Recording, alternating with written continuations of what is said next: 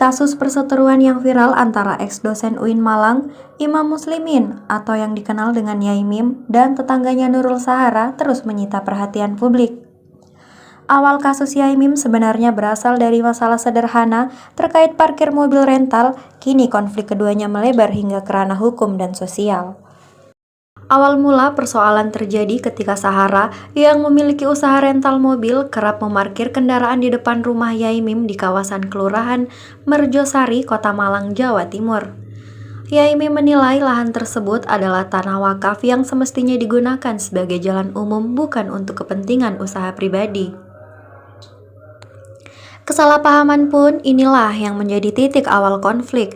Seiring waktu, perselisihan semakin memanas. Keduanya saling melapor ke pihak kepolisian dengan tuduhan beragam, mulai dari pencemaran nama baik hingga pelecehan. Bahkan, konflik merembet ke ranah akademik karena Yai Mim menuntut agar Sahara dicabut statusnya sebagai mahasiswa program doktoral Universitas Brawijaya. Pihak kampus sendiri memilih menunggu hasil proses hukum sebelum mengambil keputusan. Tak hanya berhenti di situ saja, warga sekitar juga turut terseret. RT dan RW setempat sempat mengeluarkan surat pengusiran terhadap Yai Mim karena menilai situasi semakin meresahkan. Namun, pakar hukum menegaskan bahwa surat pengusiran warga tidak memiliki kekuatan hukum, sehingga secara sah Yai Mim tetap berhak tinggal di rumahnya.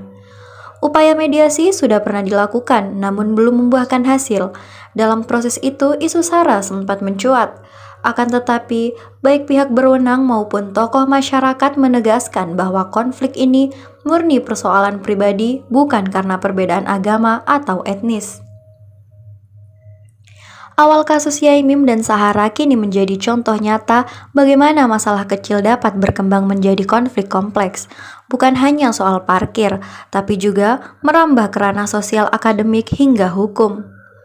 Publik kini menunggu bagaimana aparat kepolisian menyelesaikan laporan-laporan yang ada, sekaligus apakah mediasi lanjutan dapat menghadirkan jalan keluar yang adil bagi kedua belah pihak. Hingga kini, kabarnya kasus ini terus berlanjut dan belum menemui solusi akhir dari kedua belah pihak.